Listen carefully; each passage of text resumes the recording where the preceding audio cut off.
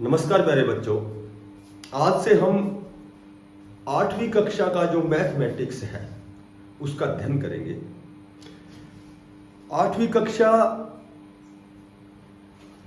के जो मैथमेटिक्स के टॉपिक हैं वे प्रारंभ करने से पहले मैं आपको आपके जो बेसिक जो कॉन्सेप्ट हैं उनके लिए आज की क्लास होगी और मैं हर वीक में एक क्लास पूरा टॉपिक आपके पास या कह सकते हो कि आपके ग्रुप में सेंड करूंगा या फिर आप ऑनलाइन भी पढ़ सकते हैं, एज यू लाइक मोस्ट। सबसे पहले जो आज का प्रथम टॉपिक कह सकते हैं या फिर बेसिक कॉन्सेप्ट की क्लास कह सकते हैं, कॉमन क्लास कह सकते हैं।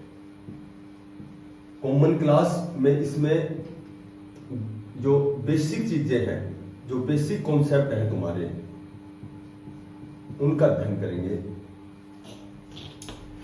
जब आप बेसिक कॉन्सेप्ट आपके क्लियर होंगे तो जो मैथमेटिक्स के जो भी पोर्शन है वो आसानी से समझ में आएंगे।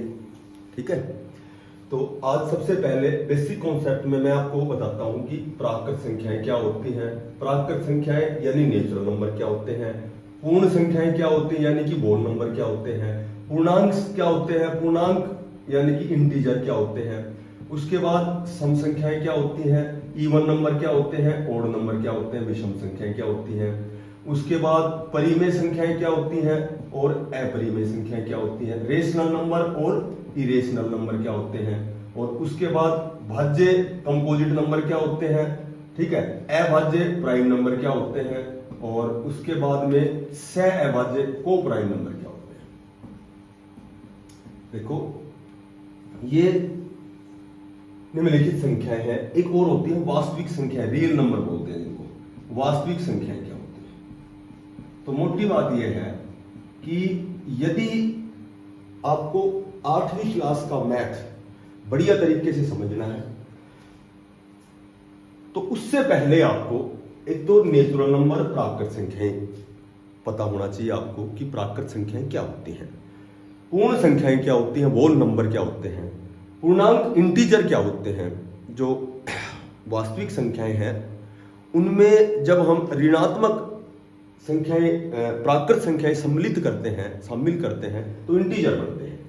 इवन नंबर सम संख्याएं क्या होती हैं, विषम संख्याएं क्या होती हैं, रेशनल नंबर परिमेय संख्याएं क्या होती हैं, इरेशनल नंबर अपरिमेय संख्याएं क्या होती हैं, भाज्य कंपोजिट नंबर क्या होते हैं, अभाज्य प्राइम नंबर क्या होते हैं और सहअभाज्य को प्राइम नंबर क्या होते हैं। ये चीजें यदि आपको मालूम है तो मैथ बड़ी आसानी से समझ में आएगा। सबसे पहले मैं आपको बताता हूं कि नेचुरल नंबर क्या होते हैं। देखो जो प्राकृत संख्याएं होती हैं ये पूर्णतः धनात्मक संख्याएं होती हैं। प्राकृत संख्याएं 1 से प्रारंभ होती हैं, 1, 2, 3, 4 और ये अनंत तक चलती हैं, इन्फिनिटी तक चलती हैं। देखो दुनिया में इतनी गिनती है कि कोई गिन ही नहीं सकता। इसका मतलब इसको इन्फिनिटिव से डिनोट करते हैं कि अनंत तक लगातार चलती रहती है। हजार, लाख, करोड़, नील, शंख, पद्म, पता नहीं कितनी संख्याएं, अनंत अनंत जिसका कोई अंत ना हो। तो 1 से प्रारंभ होकर लगातार चलने वाली कोई भी संख्या सभी प्राकृत संख्याएं ही होती हैं। ये धनात्मक संख्याएं होती हैं, इनको हम प्राकृत संख्याएं या नेचुरल नंबर कहते हैं। इसके बाद आती हैं पूर्ण संख्याएं। पूर्ण संख्याएं जो वास्तविक संख्याएं होती हैं। पूर्ण संख्याएं कौन सी होती हैं? सबसे पहले तो पूर्ण संख्याएं वे होती हैं, सभी प्राकृत संख्याएं पूर्ण संख्याएं होती हैं, लेकिन पूर्ण संख्या 0 से प्रारंभ करते हैं। 0 से सबसे छोटी जो पूर्ण संख्या, जो होल नंबर होता है वो 0 होता है, क्योंकि जो पूर्ण संख्याएं होती हैं उनकी एक छोटी सी कंडीशन होती है कि एक तो ये ऋणात्मक नहीं होती, एक इन दशमलव के रूप में प्रयुक्त नहीं होता, और एक 0 पूर्ण संख्या क्यों है कि 0 न तो धनात्मक होता है और न ही ऋणात्मक होता है।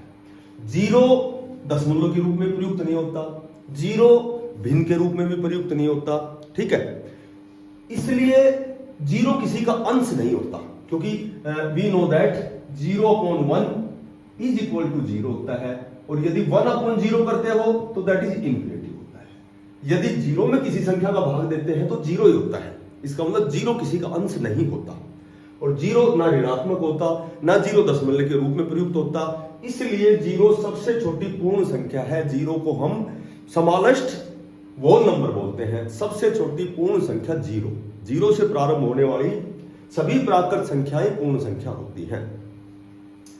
उसके बाद आता है पूर्णांक। देखो पूर्णांक क्या होता है कि जब हम पूर्णांक क्या होता है, जब पूर्ण संख्याओं में, ठीक है, नकारात्मक या ऋणात्मक प्राकृत संख्याएं जब सम्मिल करते हैं तो वो पूर्णांक होते हैं। इनको हम इंटीजर बोलते हैं, इंटीजर पूर्णांक। देखो पूर्णांक जीरो पूर्णांक होता है ये। राइट साइड में सारी प्लस की संख्याएं आएंगी, 1 2 3 4, ये सारे पूर्णांक होते हैं प्लस इंफिनिटी तक, और इधर -1 -2 -3, ठीक है, ये ऋणात्मक प्राकृत संख्याएं शामिल कर लिया हमने, तो ये पूरा पूर्णांक बन गया। ये माइनस इंफिनिटी तक होता है। अब एक तो ये ध्यान रखना है आपको कि माइनस की जितनी छोटी संख्या होती है वो ही बड़ी होती है।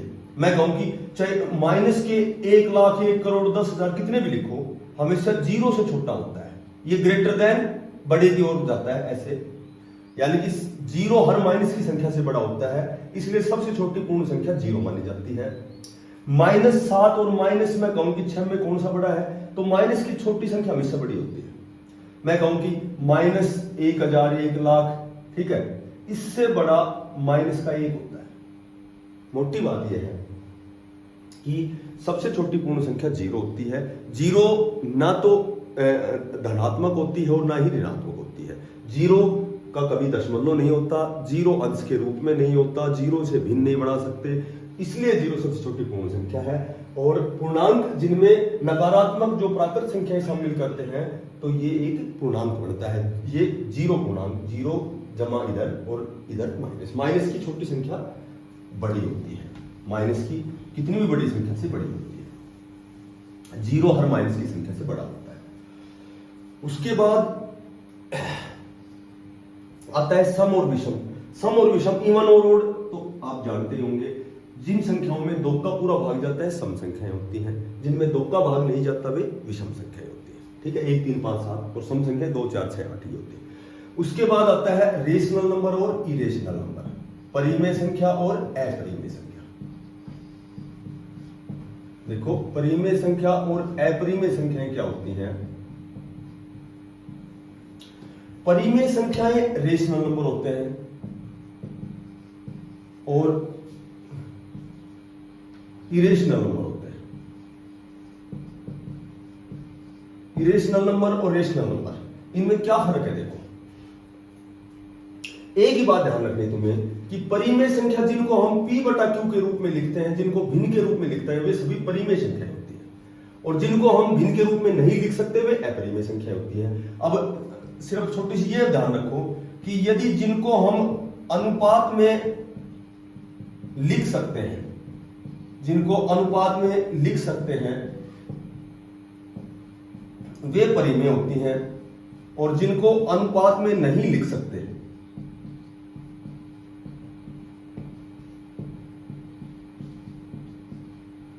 जिनको अनुपात में नहीं लिख सकते वे अपरिमेय संख्या होती है।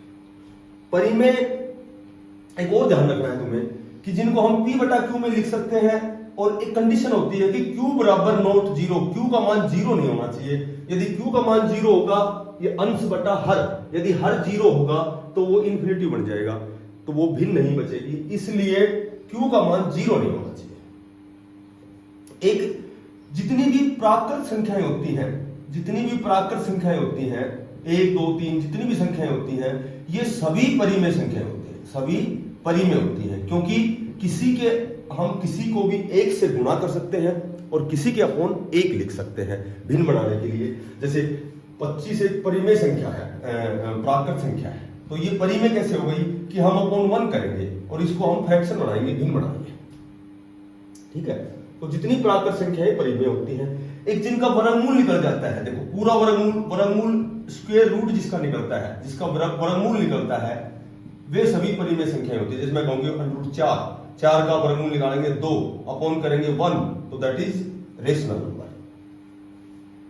दो ही बात ध्यान रखनी है, जिनको अनुपात में लिख सकते हैं, जिनको P बटा Q में लिख सकते हैं, Q बराबर नॉट जीरो, और जितनी भी प्राकृत संख्या है परिमेय संख्या है, और जिनका वर्गमूल निकलता है वे भी परिमेय संख्या है। अपरिमेय एक तो नॉन परफेक्ट नंबर होते हैं, जैसे √2, √3, √5, √6, √7, ठीक है, √8, √10, तो जिनका पूरा स्क्वायर रूट नहीं निकलता, नॉन परफेक्ट नंबर बोलते हैं, ये सभी अपरिमेय होते हैं। एक बात तो ये ध्यान रखनी है, जैसे पाई एक अपरिमेय संख्या है, जैसे यूलर संख्या है, जैसे फाई जो एक गोल्डन संख्या है। तो ये सिंबल जो होते हैं मैथमेटिक्स में, ये अपरिमेय होते हैं, क्योंकि हम इनको अनुपात के रूप में नहीं लिख सकते। अब वर्गमूल 2 का मान जैसे 1.414 होता है, 1.732 होता है, 2.236 होता है, 2.449 होता है, ठीक है, 2.646 होता है, उसके बाद 2.828 होता है, और 3.165 होता है। तो ये इनके मान तो मैंने वैसे लिख दिए, बाकी ये 3 दशमलव स्थान तक मान होते हैं इसके। अंडर की वे संख्याएं जिनका पूरा वर्गमूल नहीं निकलता, जिनको हम अनुपात के रूप में नहीं लिख सकते, दैट इज इरेशनल नंबर। जैसे पाई क्या है कि यहां लिखता हूं मैं, पाई का मान चूंकि मेंसुरेशन में हम 22/7 लेते हैं, लेकिन 22/7 तो एक भिन्न हो गई, परिमेय संख्या हो गई, और पाई एक अपरिमेय संख्या हो गई। पाई का मान 3.1415 होता है, ठीक है। कभी भी पॉइंट के आगे जब भी अंक बोलोगे तो एक अंक बोला जाता है, 3.1415 नहीं बोलते, 1 4 1 ऐसे बोलते हैं। एक होता है जैसे ये होता है, इसको यूलर संख्या बोलते हैं, यूलर संख्या, ठीक है, मैथमेटिक्स की परिभाषा में इसको एक यूलर संख्या बोलते हैं। इसका मान जो होता है 2.718 होता है। उसके बाद एक ये आता है फाई, जो समुच्चय जो सेट्स होते हैं उसमें ये सिंबल होता है फाई, इसको गोल्डन बोलते हैं, मैथ में गोल्डन बोलते हैं। इसका मान 1.618 होता है, ठीक है। क्योंकि ये मान याद रखने अनिवार्य नहीं है तुम्हारे लिए, बट ये ध्यान रखना है जितने भी मैथमेटिक्स में सिंबल हैं वे अपरिमेय संख्या मानी जाए। नाम से ही विदित है, परिमेय जिसकी था हो, अपरिमेय जिसकी था, जिसका माप ना हो, अपरिमेय जिसको मापा न जा सके, अपरिमेय। तो ये इनका अनुपात नहीं होता, और ये जितने भी नॉन परफेक्ट नंबर होते हैं जिनका पूरा वर्गमूल नहीं निकलता, वे अपरिमेय संख्याएं होती हैं। और ये सिंबल जो मैथमेटिक्स के होते हैं, पाई, यूलर संख्या, गोल्डन, तो ये अपरिमेय माने जाते हैं, ठीक है। तो परिमेय अपरिमेय में इतना ही ध्यान रखोगे, जिनको अनुपात के रूप में लिख सकते हैं और जिनको नहीं लिख सकते, P बटा Q के रूप में डिनोट कर सकते हैं। Q बराबर नॉट जीरो, जिसमें Q का मान 0 नहीं होना चाहिए। यदि Q का मान 0 होगा, ठीक है, यदि अंश बटा हर का मान 0 होगा तो दैट इज इंफिनिटिव, तो ये एक परिमेय संख्या नहीं होगी।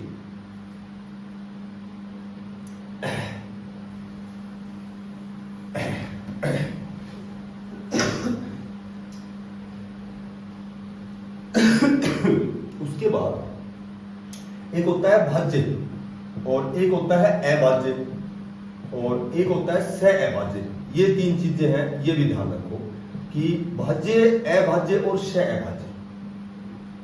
इसको भाज्य को कंपोजिट नंबर बोलते हैं, कंपोजिट नंबर होते हैं ये। अभाज्य ये प्राइम नंबर होते हैं, और ये को प्राइम नंबर होते हैं, ठीक है, ये को प्राइम नंबर। भाज्य देखो, सीधी सी सारणिता, एक छोटी सी भाषा बताता हूं, इसकी परिभाषा बताता हूं कि स्वयं को और एक को छोड़कर यदि किसी तीसरी संख्या का भाग जाए तो भाज्य होती है।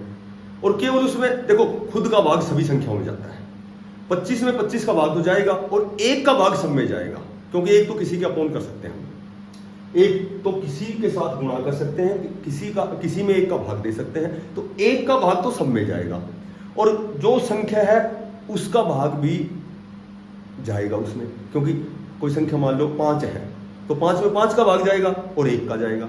यदि 5 में किसी तीसरी संख्या का भाग जाता है तो वो भाज्य है, अदरवाइज वो अभाज्य है। देखो सबसे छोटा जो स्मॉलेस्ट कंपोजिट नंबर 4 होता है, 4, 6, 8, 9, 10, 12, 14, 15, 16, 18, ये सभी कंपोजिट नंबर होते हैं। 4 में 4 का तो जाएगा, 1 का भी जाएगा, पर 2 का भी जा रहा है। 6 में 6 का तो जाएगा, 1 का जाएगा, लेकिन इसमें 2 का और 3 का भी जा रहा है। उसी तरह अभाज्य संख्याएं वे होती हैं जिन संख्याओं में केवल स्वयं का और 1 का भाग जाता है। सबसे छोटा जो प्राइम नंबर है वो 2 होता है। 2, 3, 5, 7, 11, 13, 17, 19, 23, 29, 31, 37, ये सभी प्राइम नंबर होते हैं। 2, 3, 5, 7, 11, 13, 17, 19, 23, 31, 37, ये सभी प्राइम नंबर होते हैं। इनमें केवल 1 का भाग जाता है और स्वयं का भाग जाता है। ठीक है, अब भाज्य और अभाज्य, इनमें एक संख्या बच गई, 1 एक संख्या बच गई। एक न तो कंपोजिट नंबर होता है और न ही प्राइम नंबर होता है। निम्न में से ऐसी कौन सी संख्या है जिसको न तो भाज्य कहा जाता है और न ही अभाज्य? तो वो होती 1। सबसे छोटी अभाज्य संख्या पूछे तो 2 होती है। अभाज्य संख्याओं को मैथ की भाषा में रूट संख्या बोलते हैं। ठीक है, और सबसे छोटी रूट संख्या कौन सी है? तो 2 होती है। भाज्य संख्या, कंपोजिट जो नंबर होते हैं, इनको एक तो यौगिक संख्या कहते हैं। ठीक है, ये तो वैसे कंपटीशन लेवल की बात है, एक संयुक्त संख्या होती है। तो ये चीज तो ज्यादा ध्यान में मत रखना, सिर्फ तुम्हें ये ध्यान रखना है कि भाज्य संख्याएं कौन सी होती हैं और अभाज्य संख्या कौन सी होती है। अब ऐसे तो कंपटीशन लेवल की यदि बात पूछते हो तो छोटी सी बात ये भी ध्यान रख सकते हो कि 1 से 50 में अभाज्य संख्याएं 9 होती हैं। 1 से 25 में 9 होती हैं। 1 से 50 में 15 होती हैं। ठीक है, 1 से 70 में 19 होती हैं और 1 से 100 तक अभाज्य संख्याएं 25 होती हैं। ये तो चूंकि कंपटीशन की, ये छोड़ो इसको। सिर्फ ये ध्यान रखना है कि भाज्य संख्याएं कौन सी होती हैं, अभाज्य संख्याएं कौन सी होती हैं। अब सहअभाज्य को प्राइम नंबर पे होते हैं, वे 2 या 2 से अधिक संख्याएं होती हैं। जब हम इनका महत्तम निकालते हैं, इनका HCF निकालते हैं, हाईएस्ट कॉमन फैक्टर जब निकालते हैं, महत्तम निकालते हैं, तो उनका महत्तम 1 होता है। अर्थात वे 2 या 3 संख्याएं होती हैं जो किसी भी एक पहाड़े से नहीं कटती, किसी एक संख्या से नहीं कटती। जैसे 18 और 25 है, ये दोनों सहअभाज्य है आपस में। कैसे सहअभाज्य है ये? कि ये एक पहाड़े से नहीं कटती। इनका महत्तम जब इसका HCF निकालोगे तो HCF हमेशा 1 आएगा।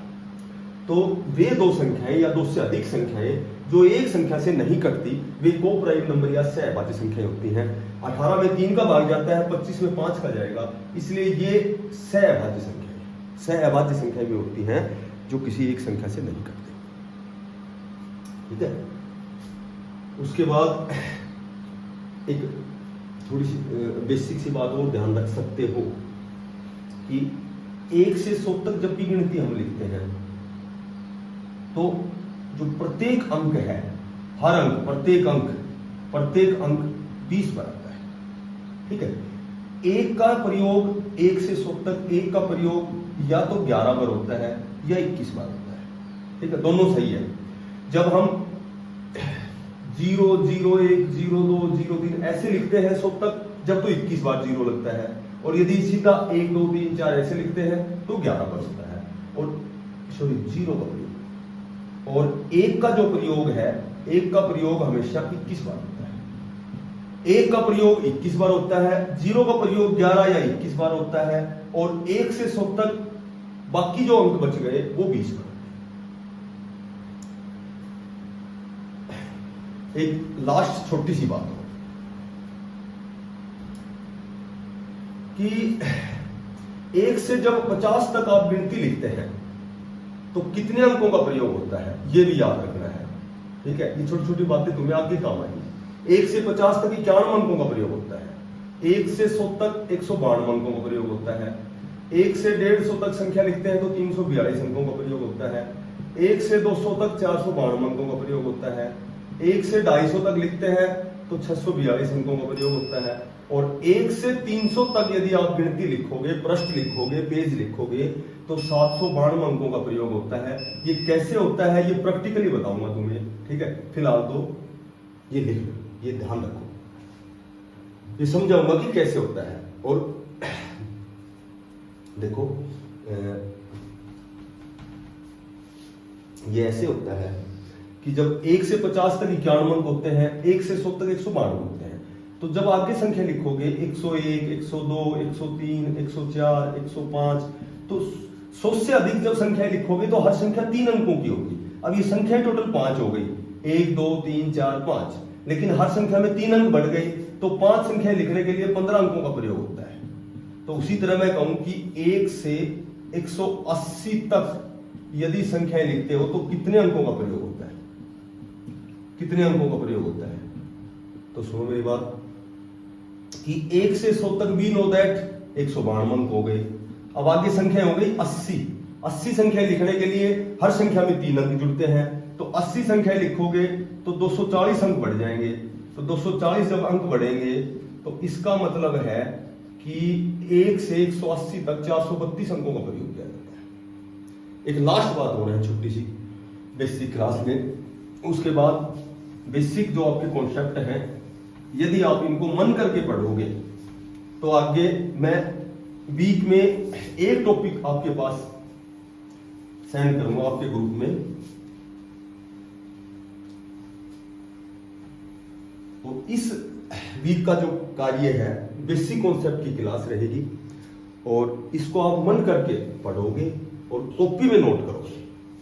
मैथमेटिक्स आसानी से समझ में आएगा। एक होता है, देखो एक होता है भाज्य। इससे पहले मैं बताता हूं, ये बताता हूं आपको कि जैसे मान लो 25 में हमने 3 का भाग दिया, 3 8 24, यहां जो शेष बच गया 1। अब ये जो 25 अंदर है इसको तो डिवाइडेंट बोलते हैं, भाज्य, इसको डिवाइजर बोलते हैं। ये होता है भाजक, इसको डिवाइजर बोलते हैं। और ये क्वांटेंट यानी कि भागफल बोलते हैं, और ये रिमाइंडर यानी शेषफल बोलते हैं। तो देखो ये 25 है, ये 25 बराबर होगा कैसे? ये जब हम 3 को 8 से गुणा करेंगे और इसमें शेषफल जोड़ेंगे, 8 या 24 और 1 25, तो ये एक सूत्र बन जाएगा। ये सूत्र तुम्हें ध्यान रखना है कि 25 ये क्या है? डिवाइडेड, ये भाज्य है। भाज्य बराबर क्या होता है? 3 क्या है? भाजक, डिवाइजर, और क्वांटेंट भागफल। भाजक और भागफल को यदि आप गुणा करोगे और उसमें रिमाइंडर जो है शेषफल को यदि हम जोड़ते हैं तो ये भाजक गुणा भागफल जमा शेषफल ये बराबर होगा भाज्य के। तो एक सूत्र बन गया। जब भी भाज्य निकालना हो तो इन दोनों को गुणा करना है, ये जोड़ना है। यदि भागफल निकालना है तो इसको x से डिनोट करना है, ठीक है। पहले जमा शेषफल को इधर ले आएंगे, माइनस का होगा, माइनस का होने के बाद में x की वैल्यू निकल जाएगी, क्योंकि x गुणा में है भाजक के, भाजक अपोन में आएगा, ठीक है। तो मैं एक क्वेश्चन ही करा देता हूं कि यदि भाज्य बराबर 500 है, भाजक हमारे पास 15 है, भागफल हमें निकालना है, ये निकालना है, और यदि हमें शेषफल 5 दिया गया है, ये क्वेश्चन आ गया। सीधा हमें ये सूत्र याद है, ठीक है। ये व्यवहारिक कोई चीज सीखा करो कि ये सूत्र कैसे बना, इस तरह सीखोगे ना तो बड़ा आसानी समझ में आएगा। भाज्य हमारे पास 500 है, भाजक 15 है, भागफल निकालना है, शेषफल 5 है। तो ये जो जमा 5 है, जमा बराबर से उधर माइनस में जाता है, माइनस जमा में जाता है, गुणा भाग में जाता है, और भाग गुणा में जाता है। ये जमा 5 इधर आएगा, माइनस का होगा, ये बच गया 495। ये 15 x से गुणा में है, x जब निकालोगे तो जो चीज गुणा में है वो इधर अपोन में भाग में आएगी, 15 अपोन में आएगा, ठीक है। तो 15 दिया 45, 4 15 33, x की वैल्यू आ गई 33। तो यानी कि हमारे पास जो भागफल है ऑप्शन का आंसर रहेगा 33। तो 1 मिनट के लिए मैं फिर समझ लेता हूं। हर वीक में एक पूरा टॉपिक करेंगे 8वीं क्लास का, ठीक है। और तुम्हारे पास 7 दिन है, 7 दिन में तुम्हें वही क्लास पूरी मन करके पढ़नी है, ओनली देखनी नहीं है, पढ़नी है उसको कॉपी में नोट करें और उसको बढ़िया तरीके से समझें, क्योंकि जो बेसिक कॉन्सेप्ट हमारे क्लियर होंगे तो ही डे बाय डे या अगले जो टॉपिक हैं वो आसानी से समझ में आएंगे। थैंक्स।